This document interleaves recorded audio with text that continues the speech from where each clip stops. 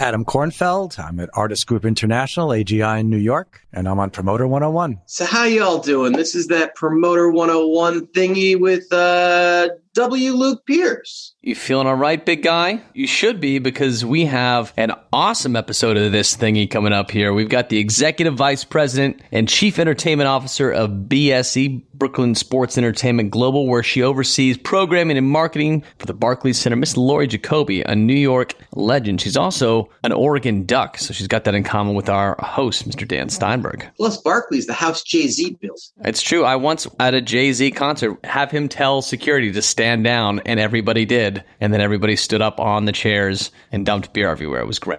I was supposed to fly home that night, and I got wrangled into seeing Jay-Z, which I will never regret. It was a great show. Doug Edley wanted to see Jay-Z, and I think you goated him, and he goated me. So I wound up having to ask the favor for a sold-out show last second on like a Sunday night to pull a pair of tickets. So it was awesome. And also we'll preview the first in-person live conference coming back after COVID. Pollstar Live, and Ray Waddell is here to talk about it and give us all the inside dirt. And he's even going to break some brand new news right here first on Promoter 101. All that and so much more. Promoter 101 episode 227 starts right now. Sam Pearl from Gracia Live on Promoter 101. We don't know how you found out about us, but hell, we're glad you did. And if you've got something on your mind, a request, a topic, you want to know something like fun about us, maybe you want us to do a cameo for your friend, we won't charge you. What the hell? Email us at steiny@promoter101.net. That's steiny@promoter101.net. That'll find both of us. That's right. And of course, we're all over the internet. Come join the conversation. You can find us on Twitter. This show is at Promoter 101. I'm at W. Luke Pierce. Dan is at The Jew. And over on Instagram, the show's at Steiny Promoter 101. Dan's at Dan Presents, and I'm at W. Luke Pierce. And we're doing nothing on Clubhouse, so there's nothing more on Clubhouse to promote at this moment. So make sure you don't check us out on Clubhouse. Clubhouse is over, guys. Get off it. Clubhouse is done. It's over. We're called time of death. Time of death, 6 months. Sorry, Andreessen Horowitz. Should have taken the money when he got offered by Twitter. Hi, this is Dave Fry, welcoming you to Promoter 101. I'm from Charlottesville, Virginia, Silent Partner Management.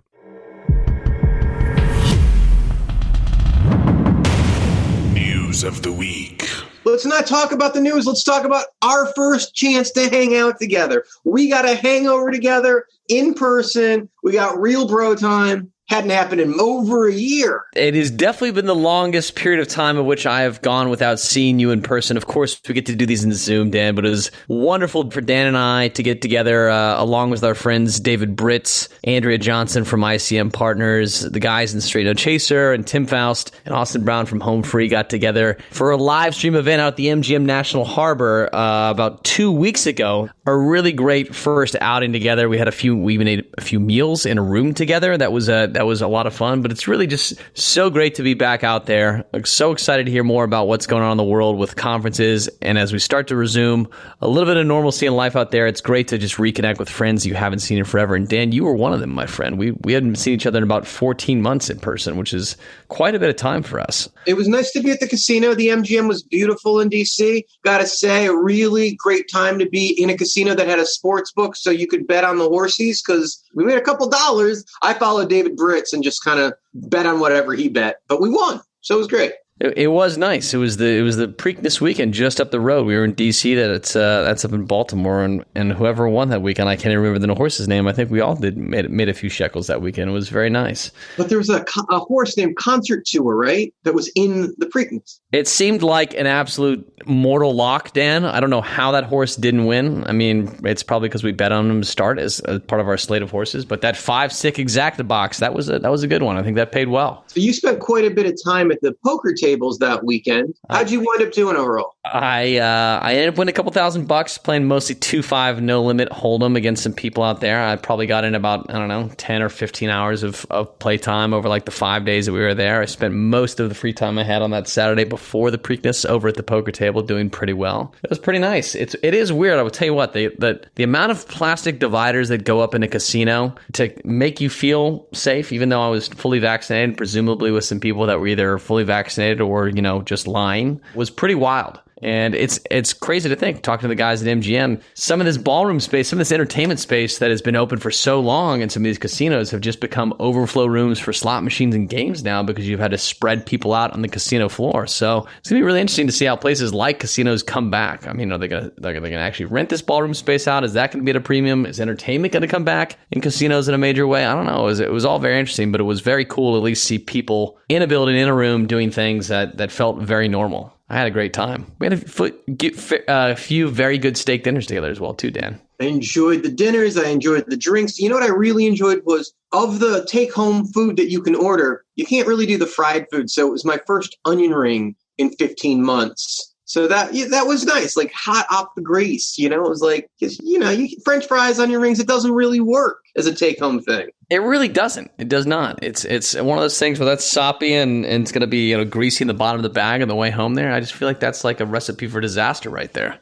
Well, I want more of it, and I can't wait. I love the fact that Home Free is going to be on the road this fall, and I'm going to spend some time out there hanging out with my friends. I cannot wait to get back on the road, and it's coming so soon. Well, maybe this is a great segue, Dan, into a topic about everybody getting back together. Like how I did that? We've got on the podcast here Mr. Ray Waddell. He's, of course, the executive director of Pollstar and Pollstar Live. He's here to sit down with Dan and talk about the first in-person conference we've got coming up here as part of the music business. Pollstar Live is taking place in about a week in Los Angeles. And Dan had the chance to sit down with Ray to get all the latest scoop of what's going to be happening downtown LA. Dan, how'd it go? Pretty good. Take a listen. Ray's here to preview for us the first in-person hang that the industry has seen in 15 months. Ray, welcome back to the podcast. I'm so excited to be in Beverly Hills in just a couple of weeks for the first hang that the industry has brought together. And you, sir, are the Grand Marshal of the ball. Tell us what you got prepared for us. We're excited about it. And we announced that we were going to do this, I guess, back in December as an in-person event. I don't know how many people believed it, and I'm not even sure I did. But, our CEO, Tim Lawicki, was bound and determined we were going to try to do this. And our hope was that we would find that sweet spot where we were able to do it, where we could actually legally and ethically gather people.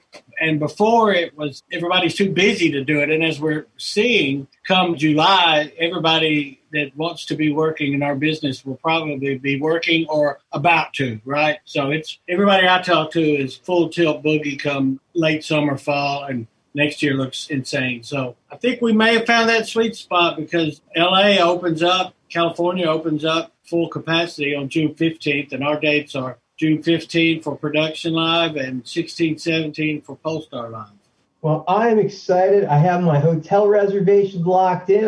My reservation is booked in. I cannot wait for this. So game on. Tell us what the highlights are. What can we expect this year at Pollstar Live? It seems like it's going to be a little different than past years. I've actually got Howard Rose on a panel. When was the last time you saw that? I'll tell you when, never. I've got this panel about how to regain your momentum. Like, say you've got a farewell Kiss tour or an Elton tour, and you just stop right in the middle of it, or you've got an artist that's exploding like Billie Eilish, and then all of a sudden this momentum comes to a screeching halt. Well, I've got her agent, Sarah Bowinkle, on there. I got Howard Rose, Elton's agent. I got Doc McGee, Kiss's manager, on there, plus Adam Kornfeld with Metallica and Ken from Eglich on GNR. So that's about an agent and a manager. That's a stout panel right there.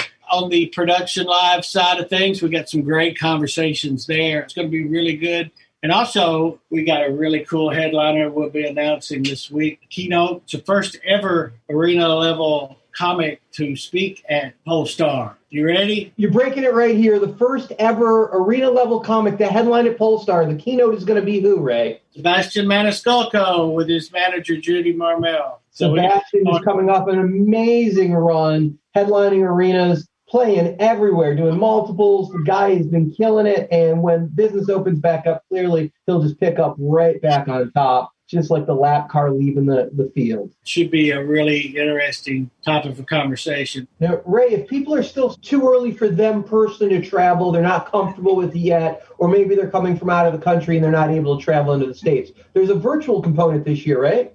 That's right. That's also another first time. It will be on demand. I think most, if not all, of our content will be virtually distributed like that. check it out at pollstarlive.com. It's great that option exists for people, that they can do it that way too and be there online. As we've all learned, the virtual thing is not the hardest thing in the world right now. No, it's actually been a godsend as Zoom has become a verb. But really, we just want to stage this event and pull it off, right? We want to get these people together. So, Hey, there's a couple of rumors. Let's address them. I'm hearing rumors that the bars aren't going to be open at the Beverly Hilton. Is that true? That bar won't be open. We're going to have satellite bars all over the place, and it won't be hard to get a drink. We'll make sure of that. So do you need a pass to get a drink? I think that'll be with your registration and your laminate and all of that. I don't know what it is with the Hilton. I do know that their standards are, as far as ventilation and all that, exceed CDC, but boy, I just heard it myself. But rumors are floating out there like mad. So the question is, can you take a meeting with someone while you're in for the conference at the hotel and get a drink if someone else isn't registered, even though you are? You'll be able to get a drink and have a meeting. That I can say. So if somebody's coming to meet with you, if they're not registered, they can still get in and get a drink with you, so long as you're registered? Like that. I think they're going to be strict on how you get into the hotel and who gets into the hotel, but just because of the COVID thing, because so if I want to meet with someone that's not registered, I need to do it off premise? Probably so. I'll try to find out about that and let you know. You do need to be tested at registration unless you're vaccinated. So we're going to have on-site testing. Do I have to bring my – well, go back to that. So I'm vaccinated. Do I need to travel with my card, or can I have a picture of my card? That's a good question. I'm traveling with both, but I think the picture of your card will be adequate. You might want to stick the card in the wallet. To me, to be safe, to make sure you're covered.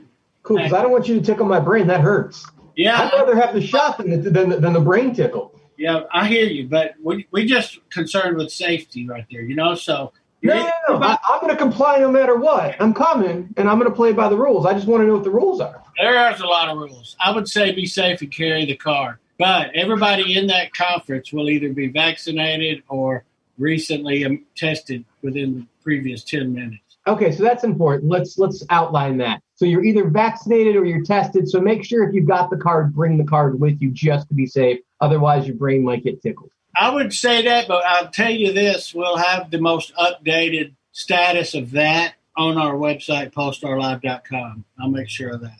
Ray, you got to have a deal for us. What's the deal today? I do indeed have a deal. Anybody who watches this podcast, I've got a special rate, $50 off. Just at the time you check out, put in POD 50. POD50 is the code. You save $50 as a Promoter 101 listener if you register for Pollstar Live right now. I hope you use it. Awesome. Looking forward to actually being able to hang out with some people, get those first hugs in, and those first cocktails at Pollstar Live. Just a couple weeks away, June 15 to 17. You can register at pollstarlive.com. Ray Waddell, right here in Promoter 101. I can't thank you enough. Appreciate it, Dan. So good to have Ray Waddell here. It was a thrill and honor. Anytime we can have the reporter for the industry right here on Promoter 101, I feel like just kind of legitimize our whole thing. It's like the weight that is Ray, just brings the oomph to the podcast. It's a beautiful thing. This is Emma Banks. I work at Creative Artists Agency, and this is Promoter 101. Tweets of the week. All right, it's the name of the podcast. We have to talk about it. Let's get into some tweets of the week. Let's start here, Dan. Did not really know what the official finish line of COVID would be that we'd all been watching for, but I think Nelly on CNN talking about festivals coming back at full capacity qualifies. I mean, Nelly really is the gold standard for music news breaking through, and anytime you see him on CNN, it's official. St. Louis style, baby. We back. How about this one? When none of the founding members are in the touring band. It's just a tribute band at that point, though, isn't it, Luke? I mean, if nobody in the band is in the fucking band, it's just a cover band, right? I mean, it's better than the Temptations, right? Just have one guy from the band in there. I guess. I don't know. Maybe just redo the whole thing. Dan, you had a little bit of a meme that went viral this week. It's not so much your normal medium. You're more of a Twitter guy, but it worked for you. You had the boss from Office Space, played by Gary Coleman, saying, "Yeah, we need to catch up for the last 14 months, so every act is going on sale Friday. If you could make that work, that'd be great." That's my really bad Office Space boss impression, but I think you all know exactly which photo I'm talking about. Yeah, it was nice to be creative this week. It was fun that people really kind of enjoyed that. Plus, there's a nice little West Wing tie-in with him, as he was the vice president from Colorado, as you very well know, Luke. Yes, Bob's Boulders, man, of course. Big parts in season 6 and 7, you know? Big like that. Big like that. This next one, Luke, you'll appreciate because it came with part of Reese's musical education. Can you name a Van Halen song that Gary Sharon was the original singer on without looking it up or trying to slide by with an extreme track? Yeah, me neither. This made me laugh, but anytime you can teach Reese about the 2.5 really good singers from Van Halen, like, that's always great. Sammy, Dave, that one guy that was an extreme. I know there's some people that are going to cite Van Halen 3, but of the Van Halen albums, it doesn't really even count as a Van Halen album. I think, the Wolfgang album coming out is probably more of a Van Halen album than that shit. I would think so. I think that's a fair look at it. Anyway, musical education of Reese Steinberg furthered one tweet at a time. That'll do it for Tweets of the Week. Make sure you keep up with Dan and everything he's saying on socials. He's at The Jew on Twitter. You can also find him and all of his memes over on Facebook. Sure can. This is Charles Waddell, C3 Presents, and I'm on Promoter 101. Our featured interview this week, I'm very excited because it's a story of incredibly talented music executive who's got a long history in New York working with some awesome characters who we've been lucky to have on this podcast and other places. Eddie Mycone makes a feature in this story. Glancy makes a feature in this story. We hear about Radio City, but we're talking with one woman, Laurie Jacoby, who's been at the center of all those things. She is the Executive Vice President and Chief Entertainment Officer at BSE Global, where she oversees all the programming and marketing for the Barclays Center in Brooklyn, New York. Please welcome to the podcast, Laurie Jacoby. We've been waiting for this one for a while. We were promised before COVID that it was going to happen, and then COVID happened. But finally, we get to deliver the one and only Laurie Jacoby right here on Promoter 101. Welcome, Laurie. So great to be here. This has been a long time in the making. I'm thrilled to join you. Wish we were in person, but this is the next best thing. Well, I love the Zoom thing, so we can actually see each other and talk, and it's awesome. But first started talking about doing the interview, you were at Madison Square Garden. Now you're over at Barclays. So let's talk about the new gig. Well, I'm almost at my 3-month mark, which is amazing because time does fly when you're having fun. Here's the very fun title. I am the EVP and Chief Entertainment Officer. My boss, who is the other CEO, as he likes to say, knew that was going to be very appealing. And he was just laughing. He goes, "You'll be the other CEO." So I oversee all of the programming, anything that isn't related to the Nets or the Liberty. So it could be sports properties, it's concerts, anything. It could be college basketball games and tournaments, anything that's not the Nets or the Liberty. So it's a pretty big gig to oversee all of that. And it's been awesome so far. So basketball is already happening again, right? You guys have events going on with, well, obviously they were going on anyway, but you have events with audience now, right? Yes. Well, it's actually really exciting. This will air by the time that hopefully we're in the second round of playoffs. But tonight is the first game of the first round of playoffs. And the governor has just given us the A-OK to open up. Must be nice to be in an arena that has a team that actually makes the playoffs. Yes, but coincidentally, that other team that never made the playoffs actually made the playoffs this year, too, which is kind of funny. There's a nice little New York rivalry going on right now, but it is really exciting. I've been to probably 7 or 8 games so far. So I've seen every iteration of fans being brought back into the venue. And so tonight is really going to culminate, and it's going to, to a point where it almost will be full. So it's going to be really exciting. And to see the talent on the team and to know that I'm a part of that venue is really awesome. Now, normally I'd give you shit for calling the art that is the industry programming, but because it's sports and it's the circus and it's whatever that shitfeld does and everything else, on top of the concerts and the boat shows and everything else, you really are programming the calendar. And when it comes to music, obviously that's the art. You would never call that program. No, correct. Because it encompasses everything. Literally, the only exception are the 2 pro teams, but everything else, I oversee all the special events as well. So it's like award shows, one-offs and TV specials, things that are shot and produced at the venue as well. So it's a lot. It's more than concerts and family entertainment. Now, I saw Jay-Z play there,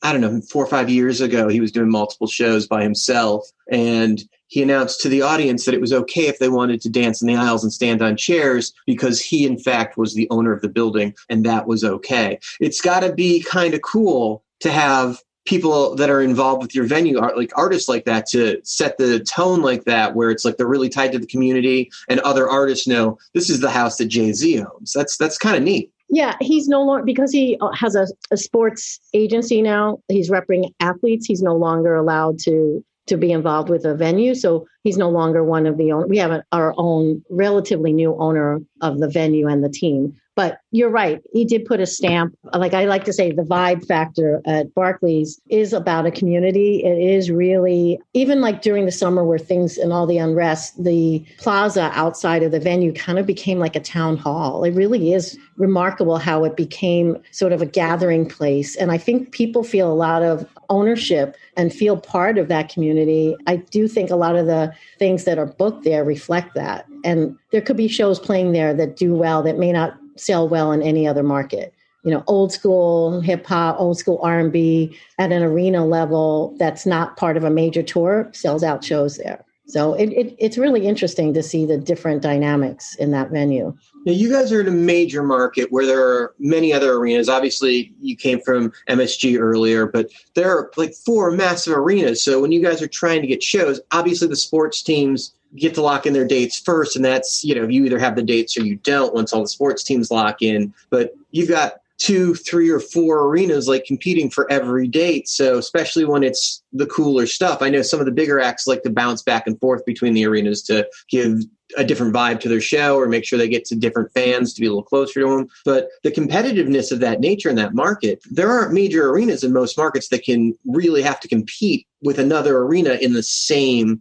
a couple subway stops down the road. Like that's got to be really challenging. It is challenging. That's where your relationships come into play. I've been in the business a long time. Look, at the end of the day, if the artist wants to play one venue over the other, no promoter, no venue person is going to convince them to do otherwise. But if I can make a compelling argument or story of why they should play Brooklyn over somewhere else, you bet I'm going to be doing that. I've always prided myself on making whatever show it was, I always tried to make it the best show for that artist and for that promoter. And I'm going to, do the same thing in Brooklyn. And I think that people, recognize what I did, in my previous job. And I made New York not a scary stop for people. And a lot of people were very afraid to come in New York and play their big show. And I think I alleviated a lot of people's nerves and fears because I just welcomed them in as if it was just a big party for them. And I want to do the same in Brooklyn. That's super cool. Now, I always find it an interesting thing because when I'm in New York, I don't like going to shows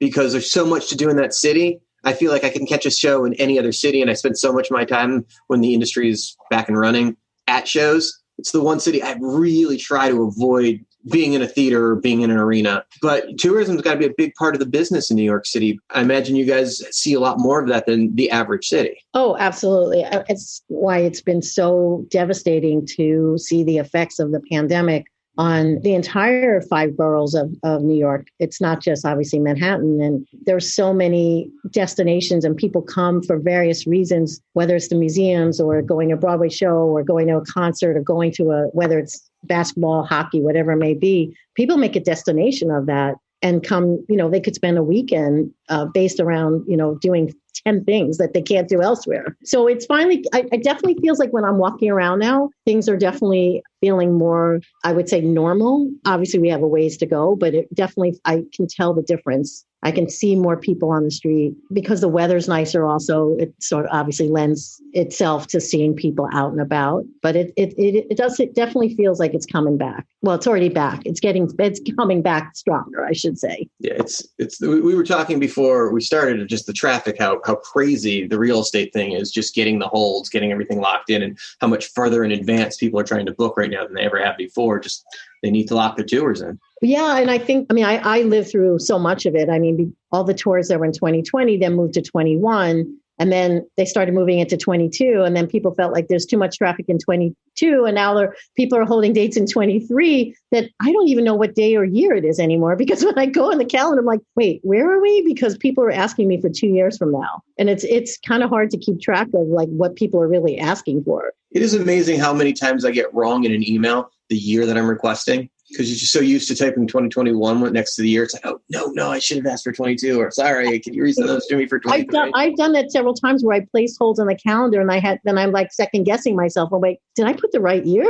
Like I have to go back and read everything. The amazing part is Zinc is backfilling outdoor summer shows in the middle of the country, and some of that stuff is confirming for July and August in real time. You have 2,000-3,000 seaters in the middle of the country that's open. So it's like these filler things where you see them coming in. It's like, did you mean to send that for 21? He's like, yeah, we got to get it up next week. Like, this has got to go quick. It's like 6 weeks. Yeah. We got to go. I've had people ask me about potentially for August of this year. I have some shows that are on sale for this September. I had somebody ask me yesterday about it.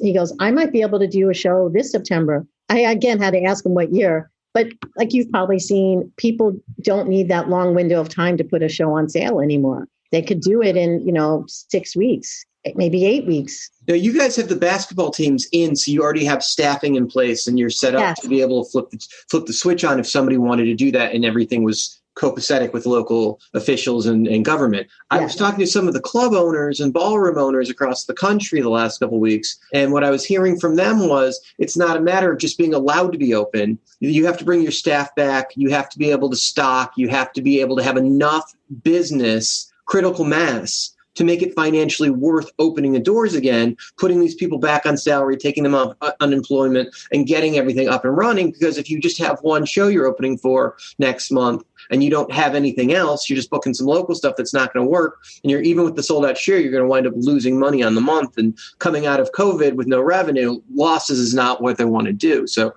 everybody's trying to figure September, October, when they're going to be able to have enough critical mass to open the doors of their venues again. And I know for some people it'll be July, some people it'll be later, but seems to be a real tricky thing. But the sports teams have made it so you guys kind of have that advantage that you already staffed for the most part. You guys have those systems in place. You could flip the switch if you had a show that made sense at this point. Yeah. I mean, the only thing is getting enough staff now. So we were at different levels. So we started with 300 people in the building. Then we went up to like 1,000 people in the building. This is all the different sort of green light we would get from government of how many people we could have in the building and different steps that we had to take.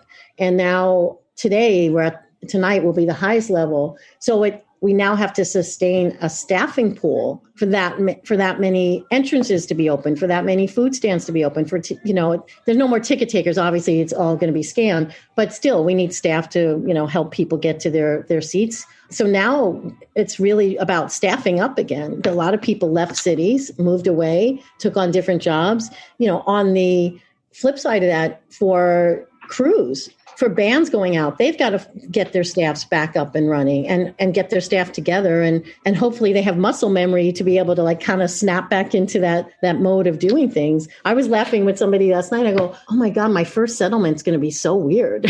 It's one thing to be talking about the calendar. It's another thing to actually go in and do a show from the start to finish and then do settlement, because we haven't been using our brains in the same way. I had Chaser go on sale yesterday, and I was on the phone with the manager, and he was asking me to log in and pull counts. And it took me a minute to remember how to pull real-time counts through TM1. Because, we get ticket counts automatically sent, with the updates from the staff. But there was no real reason I needed to be in the system pulling counts, because it was just whatever. But now we've got actual on sales every week. I think we put up 24 shows yesterday. It was like, okay, I guess I should log in and look at some of this stuff. But it's I forgot how to use the ticker too. I forgot to use TM1. It's like, what the hell? It's really funny because when it first was made available, it was like crack. You couldn't stop looking at it, and you're like, oh my God, it's on sale. And you kept refresh, and then when you don't use it for 14 months, I completely forgot. Wait, I forgot how to log in. I forgot the whole thing. I forgot how to pull up multiple events. The whole thing was completely gone. Yeah, it's just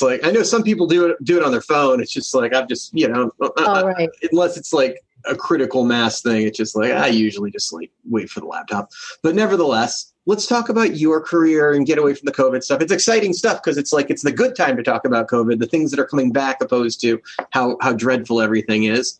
But let's go back to, you went to school in Oregon, which I'm very excited about. We bond on that.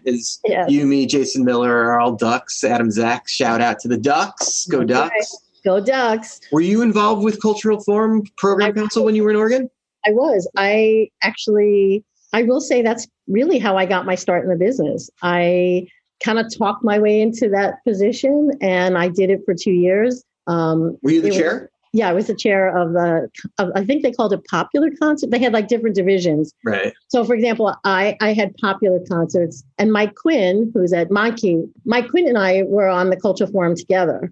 And I was pop concerts, and he was like jazz. And I can't remember what the other delineation was. And then folk fest and stuff was done by the other guy, right? Yeah. And then there was like, I think they had like literature or something. They had some other thing. I can't really remember, but that's how I got started. And so we had the great old Matt Court, and we had the ballroom.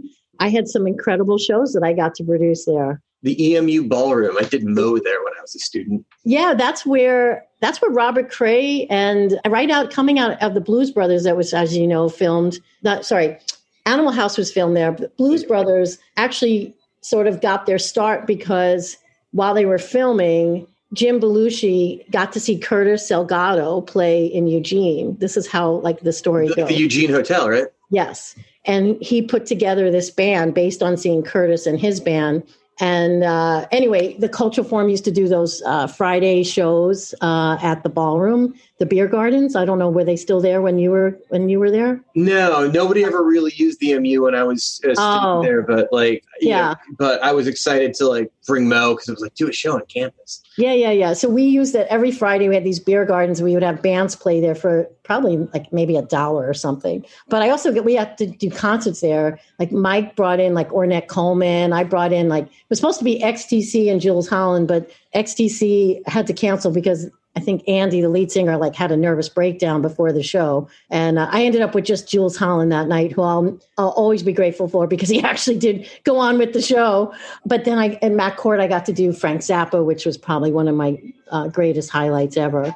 That was really spectacular. Frank Zappa, how cool is that? Really cool. I'm curious, what was a young Mike Quinn like? Oh, he was great. He was always sort of the cool dude. He's very quiet, but like, you know, he just always had that air of coolness about him. He still has that. Yeah. Like, and it turned out that I am still friends with his ex-girlfriend. I met one of my closest friends that was his girlfriend at the time. We're still close to this day. I've always liked Mike. He's a cool guy. He's a good guy. Yeah. He's done very well for himself. It's the one thing I've always been impressed about the Northwest, because I was originally in Denver, but when I came to the Northwest, Monkey, Double T, Showman. The history was before that. Bauer Kinnear obviously was here. So like you had all of these amazing like independent promoters. Of course, Double T is still here.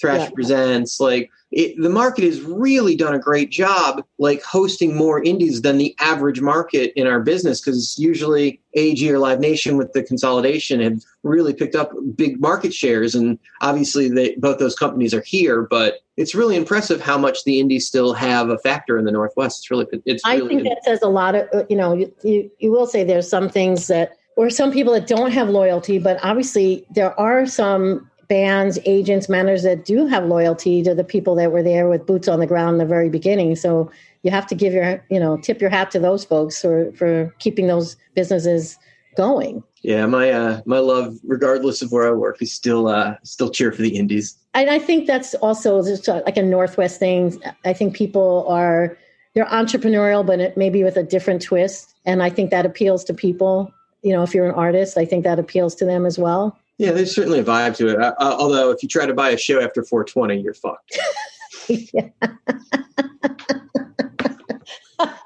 Yeah. But hopefully everyone's on the same page. A lot of truth in what I just said. Okay, so you started Culture Forum. What was your next step after you finished school? So I grew up in Long Island.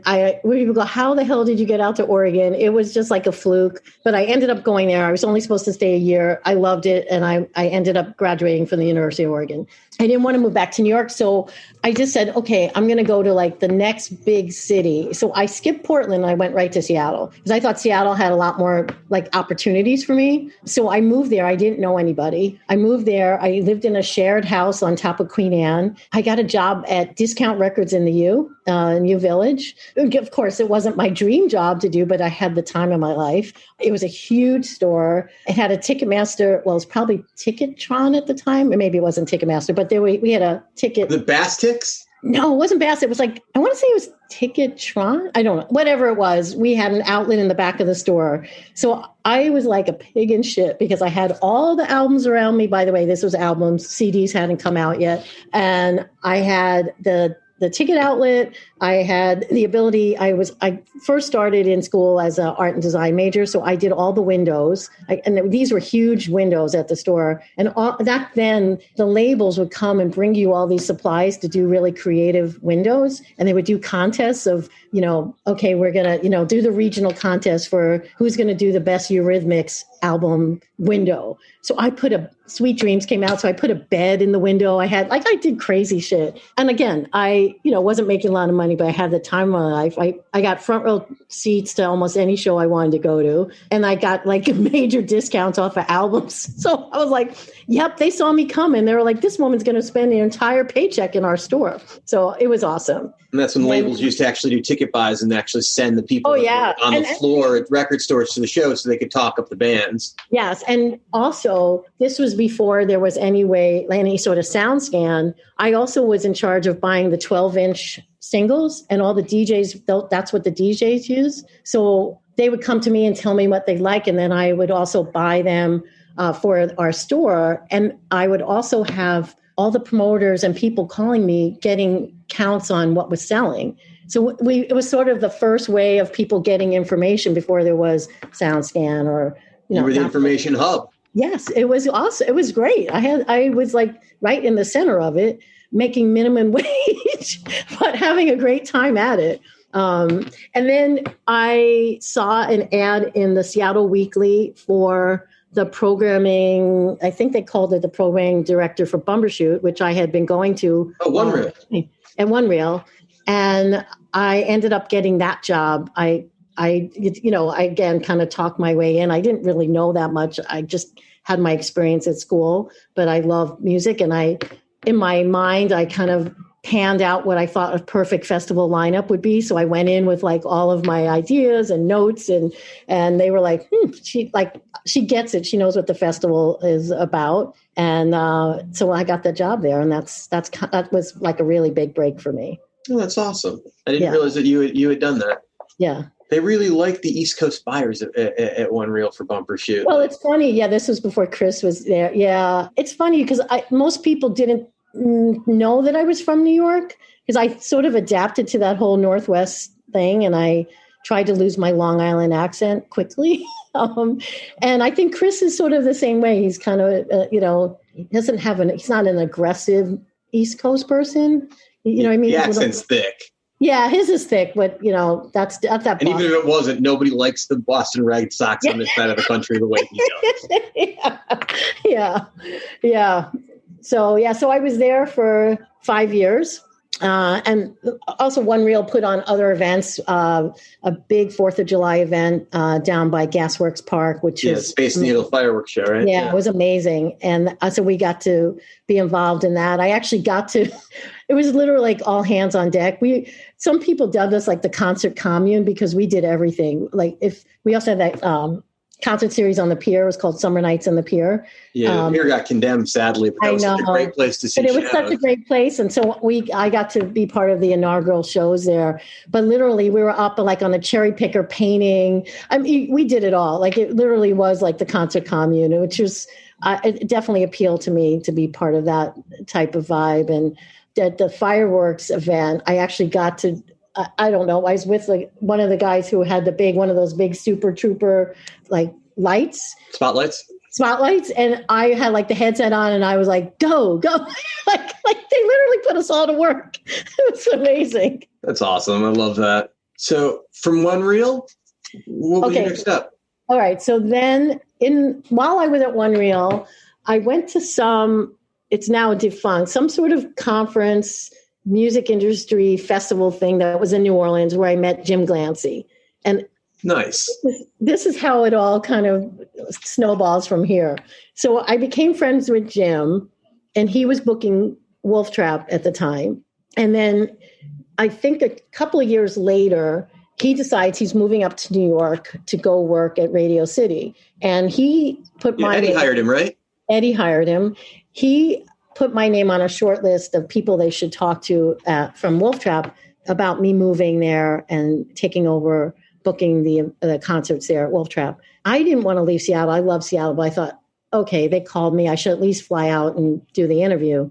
Well, I did. And my family was still in New York, so it was closer to be, in Virginia than being all the way in Seattle.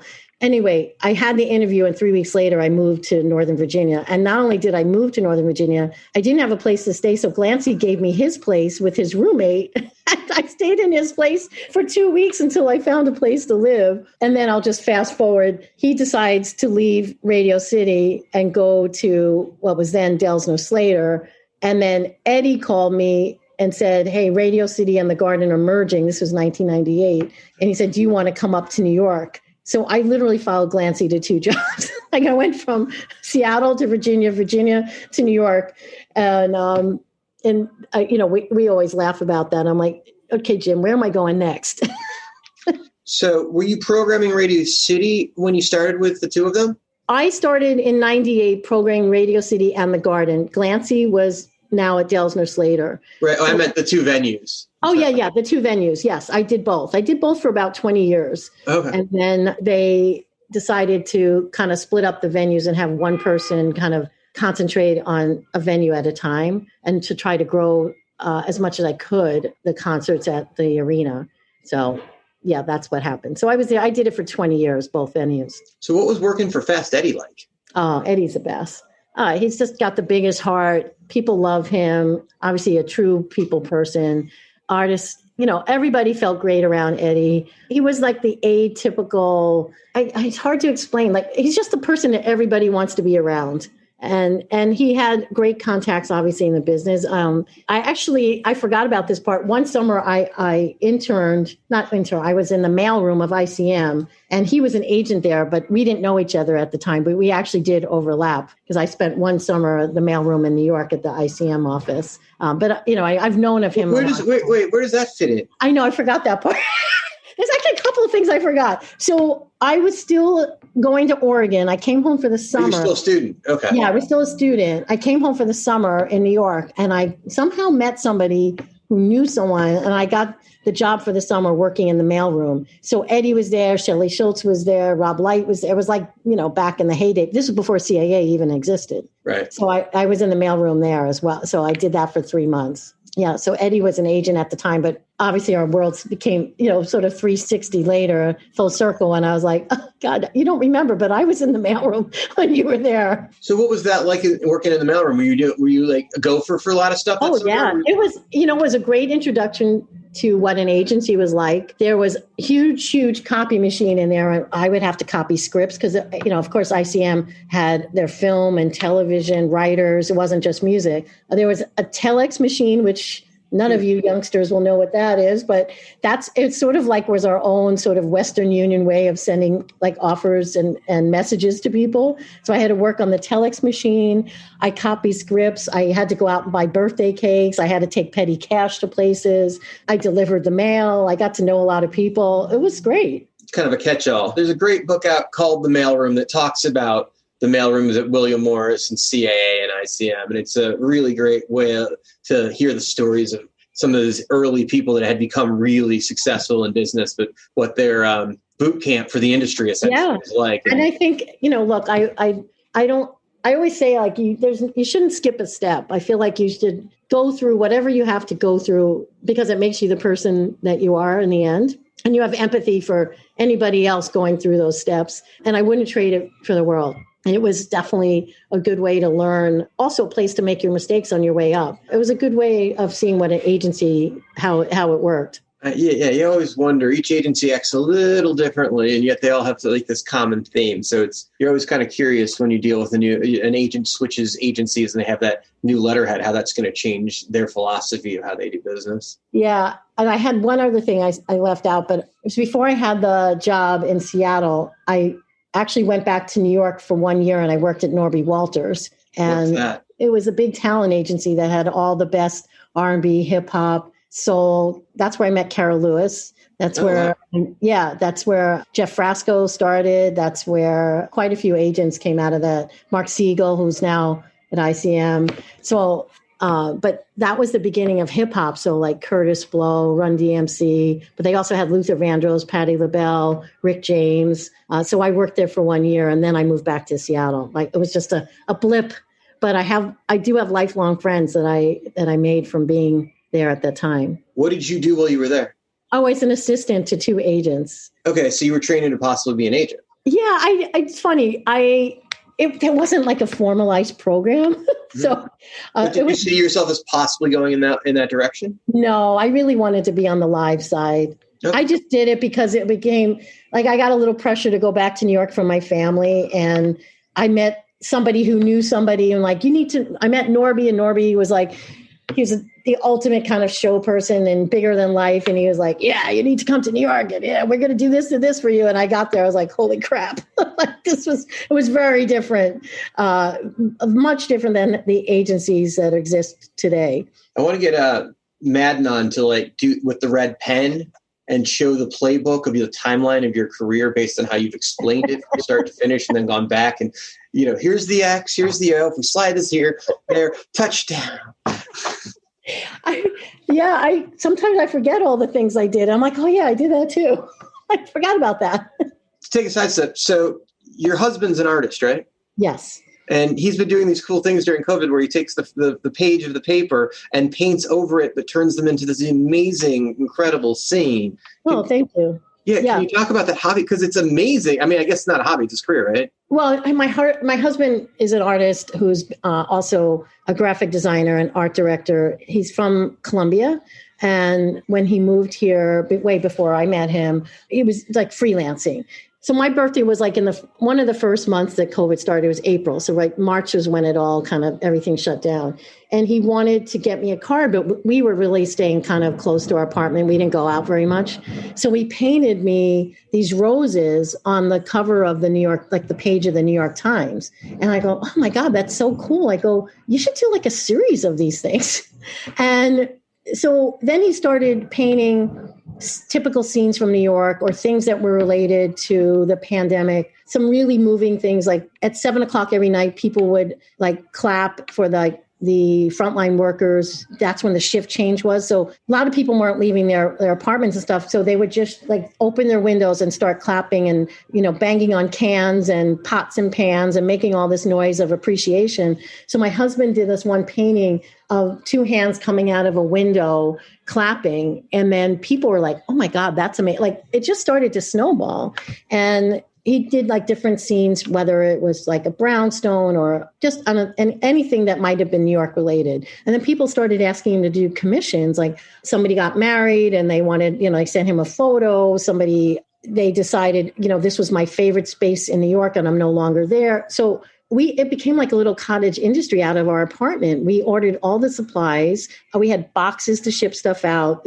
Thankfully, the UPS store is like 2 blocks from us. So this became like a daily existence within our living room. And it's so funny because today he just got another order. Like now he's not doing them daily, but people are still like calling up and asking if like, hey, if you get the paper, can he do this date? So we just literally sold one today. How long does it take him to do a single paper? He'll do it. He could do it in a day. And then we frame them. Like that's happening in our living room. So we get it. He frames it. He paints it. He frames it. We ship it out in a nice sturdy box. Walk over to UPS and it's on its way. They've gone to out of the country. They've been there's like France. One went to Russia, all over the United States. It's been amazing. It's like total word of mouth. Because you've seen it, like you've seen it. You got them on your Facebook page from time to time, and they're really intricate and awesome. But thank you. They're very cool. Now, how did you guys meet, and when did that fall into your timeline? Yeah, I know. My husband said, "How did he even have time for me?" So we actually met. This is really going to date us, but we both had Yahoo emails.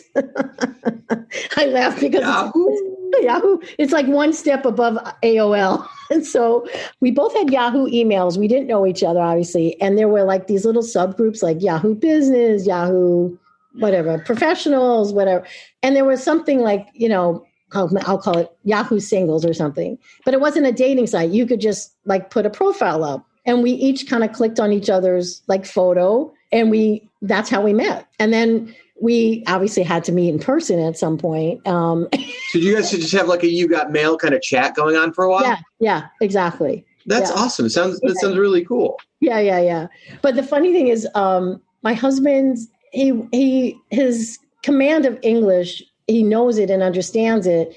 But back then, he didn't speak it as much. And so when we met, I was like, well, how are we going to communicate? Because, it's just different. You get nervous. You meet people in person. It's a little different. He'll kill me for saying this, but he'll never hear it. But so I was like, when we first tried to meet, he didn't understand the directions. And so we were like literally walking around in circles. I go, I can't date you if I can't find you. Where's he from? Colombia. Okay. Yeah. And how long was he here before you guys met? Oh, he was here probably maybe 3 or 4 years before we met. Okay. Yeah. And you guys have been together quite a while now, right? We'll be married 13 years in December. Yeah. Back to the Yahoo days. Back to yeah.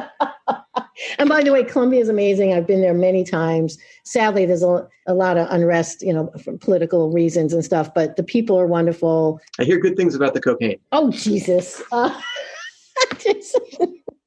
I would know nothing about that.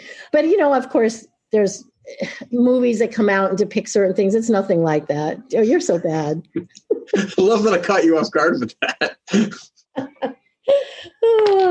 Anyway. That's too funny. Okay, so now because of COVID, they wound up changing or laying people off and furloughing from MSG, and you wound up making the switch over to Barclays after a couple months of downtime. Yeah, the funny thing is, well, it wasn't funny to be laid off, but the funny thing is, like a couple of days later, the CEO who's there, John Abamandi, who also used to be at MSG, texts me, and I'm like, look, I don't know what I want to do. I'm not making any decisions right now. And I literally said, I'm not going to Brooklyn. I just kind of poo-pooed it and I'm not going. And then a couple other things came up and nothing that was ringing my bell.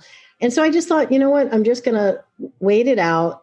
Fortunately, I was in a position I could live in New York and stay for a while without having to work, as compared to other people that had to leave the city, without it. It's hard to live here without a job. It's expensive. It's very expensive. I decided to wait it out and actually contemplated moving back to the Northwest, which I think I told you. Remember I said I was going to. Yeah, we talked about it. Yeah, you guys were going to come visit. Yeah. And then because the traveling at the time wasn't really advised, I never made that trip out there. But flash forward to end of January, and they started calling again. They go, look, why won't you talk to us?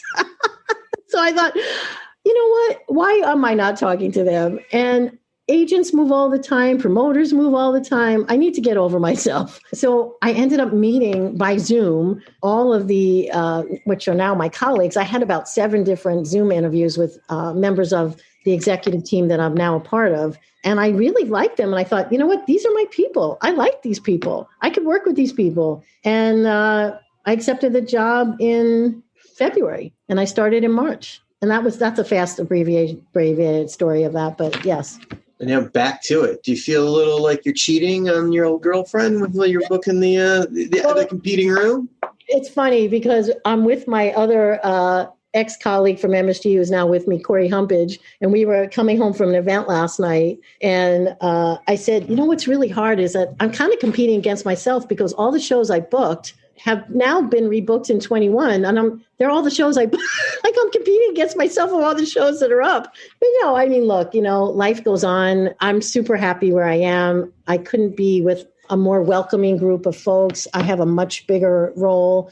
And, I kind of didn't know that I could do other things and use other parts of my brain and create a team and a department. I'm starting from scratch. So it's good to sometimes force yourself to, do different things. And I've said to many people, it's never too late in life to reinvent yourself. And that's kind of what's happened. Well, clearly it's a new challenge and it's a new day, but starting from scratch with what is an amazing arena. I've been there. Oh, good. It's not a barn by any means. That thing it's gorgeous. And you have been given the best possible platform to build from because it really is a gorgeous venue. Oh, I'm glad you've been there, and I can't wait for you to come back. It's all of that, and it feels very homey in a good way. Literally, I'm in the job like a minute and a half, and we got tasked to put together that DMX memorial. We literally pulled that together in a week. And that was a quick way for me to get to learn who everyone was in the company and what roles they had. And at the end of it, I'm like, wow, this is an incredible team of people. And I feel really lucky to be part of it. So I feel great about that. And I can't wait till shows happen. I'm going to cry as soon as those lights go down and that roar of the crowd, whatever that first event is, I'm going to be a sobbing mess in the corner. I think we're all looking forward to the first time you're in the room and you hear "Go to Black." Yeah, exactly.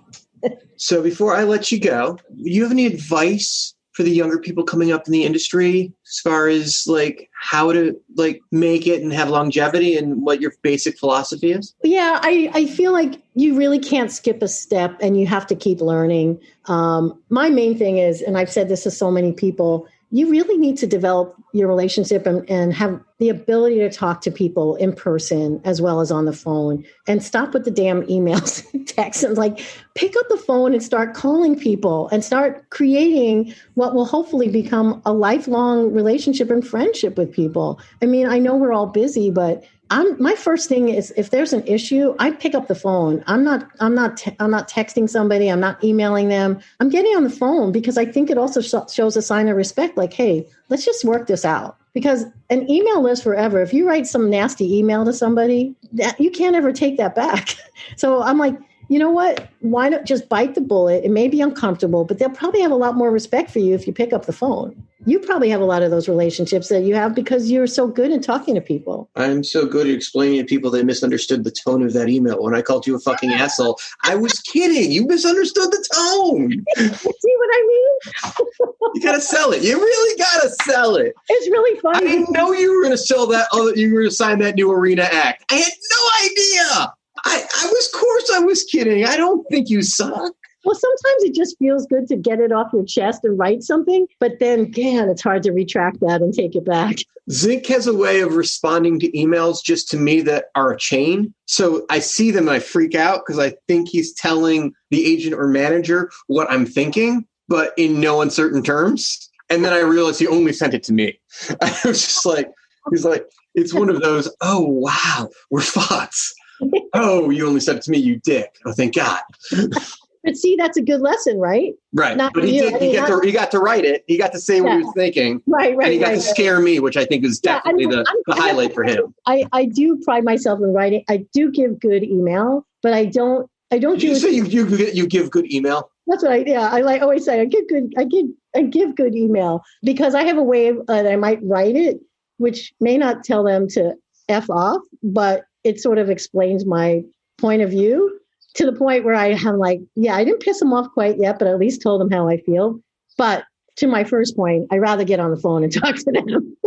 Yeah, it's a different thing. I am really thankful that this interview got put off as long as it did, because over the course of the last year and a half, 2 years, we've become much closer, and we text and we joke around, we screw around on social media. I feel like I definitely knew way more about your career, that was able to ask you questions that I was very much interested in, but I don't think it would have been the same interview nearly in depth, because I've really enjoyed the last hour. It's been a whole lot of fun for me. Oh, thank you. And I have to say, sort of my shameless admiration for you, but you were so great when the shit went down and you were checking in on me. And, the old saying is you really know who your friends are when things go sideways. It is true. So I have to thank you for that, because you just would call me out of the blue with no agenda other than to say, hey, what's going on? And that really means a lot to me. Oh, I had an agenda. I knew at some point you were going to job I was going to accountants for. Like, come on. Well, it certainly wasn't. It didn't seem that way to me. And I will always think of it the other way. I knew it was just a matter of time before you found any place, obviously. And I was excited to the idea that you might be coming to the Northwest. I was pretty so close. Cool. I have to tell you, if the weather, if it wasn't in the winter, because we have 2 big dogs and there was no way I was putting them below in storage on a plane. So my whole thing was, okay, we'll drive cross country. We have the dogs. So if the weather was better, I probably would already be out there. Who knew? I wouldn't be in Brooklyn. So things are meant to be the way they're supposed to turn out. Well, at some point, somebody will, spend a ton of money and redo Key Arena and try and coax you out here. Oh, wait, I'm excited. I can't wait to come back to the Northwest. I really do miss it. There's nothing quite like it. Well, come visit. We would love to have you. Before we go, I do want to comment that when I was at the Who at MSG, you had a room set up to host people for the garden, and it was really neat. You did Who cookies and pillows and things on the wall and really set the vibe for the room for that show. And, it was the industry schmooze, but the tone that you guys put on that was special. You weren't just in any venue. You guys were, there was this awesome thing. You're not going to watch the opener anyway, but get there early and you can hang. And the hang was awesome. And I thought the signature pillows just for the event were special. Oh my God, people love those pillows. It's just, yeah. I'm sure you got something up your sleeve for Barclays and what you're going to do for hospitality, but I thought it was really cool that you made that special, and I hadn't forgotten it. Matter of fact, I remember you at the end of the night, you gave me one of the Who pillows to take, and I was with Jeff White, and he stole it the second we got out of your eyesight. He's like, "That's mine." I was like, "Okay." Oh, well, if I was still there, I'd send you one. But no, I was so excited that he wanted to travel home with it because it was I have to show you kind of big and bulky, but it's awesome. This is the one from McCartney. I had one that this one didn't have his name on it, but for anyone that can't see, because we don't do image, it was the Union Jack on a pillow. But no, you know what? It was really fun to kind of transform that room. Like I said, in kind of like when I first got to the garden, people were really like nervous about being there. People didn't feel like it was hospitable. It was just all kind of our way or the highway type of vibe. And I really did try to do my best to kind of change that whole vibe around. And we were very successful at doing that. And I'll be continuing that Love Fest in Brooklyn because it's the Brooklyn way, Well, it's just a neat thing, though, in general, because, it's like in that room, Ron Delsner was there and Shappy was there and Seth Molaski. And you just walk through the room. There was a bunch of industry that came to hang, whether they had something to do with the show or not. Jason Miller was there, who I believe was the promoter that night, technically. And yes. Not technically, he was the promoter of the show. But it was Steve's tour, and he was in the room, too, because it was MSG. So it was, it was fun. And it's funny. We used to have, I would have artists come. And of course, I was like Mama Bear. I wanted to be protective. So one night we had Larry Mullins Jr., who's the drummer of U2, come with his son just to hang out in our room, which was awesome because people felt comfortable enough and knew that nobody was going to go for a selfie or bother them. But we wanted to make the room feel as comfortable and as welcoming for the promoter, their guests, but also musicians who just happen to want to come and catch a show. So that was one of my great nights, just being a fly on the wall. Right. I want to thank you so much for taking time. This has been so much fun. It's been awesome. And I'm glad that we got to do this. I can't wait to see you in person and bring on the shows. Laurie Jacoby right here on Promoter 101. I finally get to say that. How awesome is that? And no strings attached. No strings to tie me down. Finally, Laurie Jacoby right here on Promoter 101. It's about goddamn time, Luke. Goddamn right. What an interview, Dan. Loved hearing all the history of New York, her story. The fact that she's an Oregon Duck and there's more Oregon Ducks like yourself and Jason Miller out there in the world blows my mind. I mean, what a phenomenal tour of history of New York. Sure, yeah. There are quite a few Ducks. Mike Quinn from Monkey, Adam Zaks, Jason Miller, the list goes on. But it is a fun thing to see the Ducks come to the music business. Rich musical history in Eugene. You guys have something up there that's rich. Something in the coffee. Yeah. It's weed. It's weed. It's weed. Wait, Luke, not so quick. Not so quick. There's a special guest in your house, and we got to work him into the podcast. Is Joe Pierce available to talk to us on Promoter 101? This is a real Easter egg for those fans here. Let's see if Joe Pierce is around. Promoter 101 has a special treat for everybody right now. The Bottle Cap King is joining us. Luke's own father, Joe Pierce, right here for the first time ever on Promoter 101. Mr. Pierce, welcome to the podcast. Yeah, 110 years strong. Oh, yeah.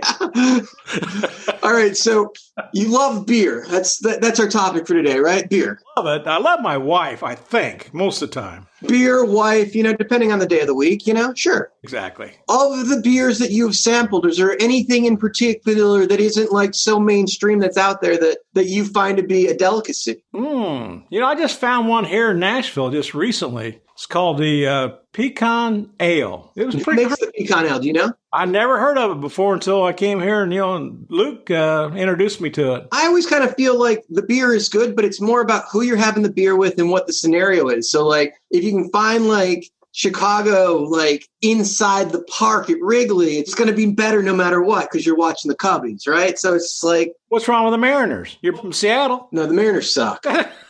Yeah, yes, they do, as a matter. I'm a hometown Chicago boy, so it's I enjoy seeing a game at Wrigley more than I like to see a game anywhere else. And so if you're having a beer when it's like 80 degrees out and the Cubbies are losing to whoever they're losing to that particular game, that's the best way to enjoy a beer. You probably don't remember Old Style and Hams and all the other stupid beers they used to have at that ballpark, do you? I love Old Style. You got to go to the 5th level to find Old Style and Chicago now at Wrigley because all they've got down on the level is like the mainstream, like mass distributed beers like Budweiser. You got to go all the way up to the 5th level in the nosebleeds to find it. It's hard. All right. But if you go to Cubby Bear, you can get it like right on tap. So that's nice and easy. But you can get a lot of other things at Cubby Bear too that are not good for you. Where are we going with this? Some of the worst bands in the world got their start at the Cubby Bear. Well, that's the truth. There's some families that got started in the Cubby Bear, probably. I thought that's where we were going. All right. So, Luke, were you conceived at the Cubby Bear? Is that what we're learning right here? These are Dodgers fans. So highly unlikely. But the Dodgers do play the Cubs. So you're a Dodger fan. Maybe you can shed some light on this for us. I find the Dodger dog to be legendarily famous, but yet the worst hot dog anywhere in the world. I agree with that. I don't have the love of the Dodger dog that everybody else seems to have. It is weird that it's become so famous and yet so unenjoyable. As a matter of fact, it's one of the worst hot dogs I've ever had. Point in case. The best ones are at Costco, by the way. I'm a fan of like the Chicago dog at Portillo's or Wolfie's or Superdog. You go to Costco for $1.59, you can get a big drink and a hot dog, and you can die happy. Eating on a budget.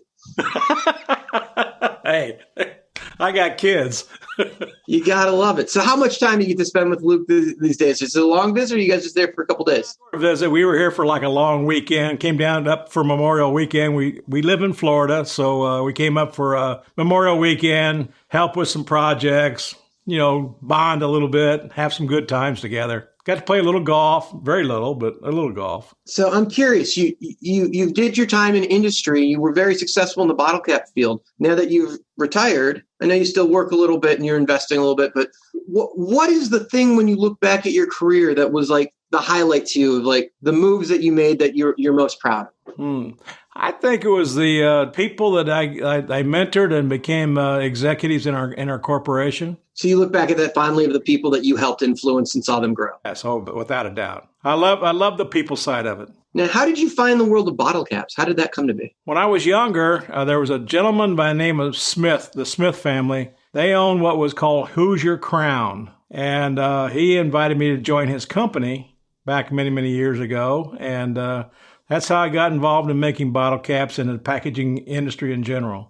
So, and then we sold the company as a private company. We sold it. Alcoa bought it. We had a plastics as well as a metal division. Then Crown Cork and Seal came in and bought the metal side of it and kept me moving. Do you miss it? No. Love it. No.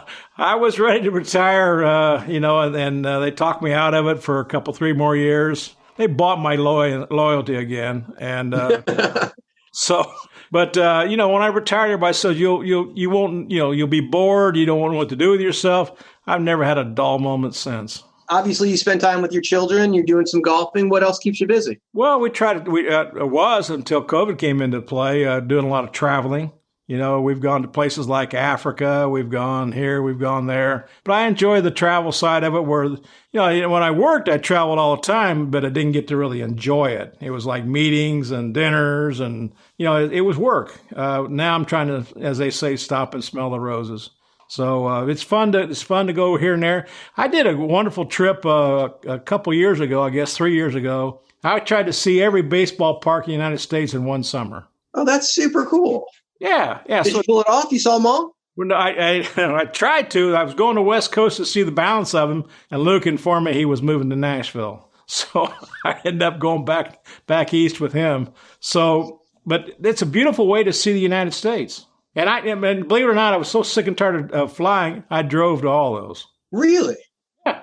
That way, if you wanted to go see a national park, you wanted to see a big ball of yarn, you wanted to see, whatever, you did it. Love the vacation reference right there with the ball of yarn. That's amazing. I guess on the East Coast, you're really not driving more than like 200-300 miles between parks in most cases. Real close together.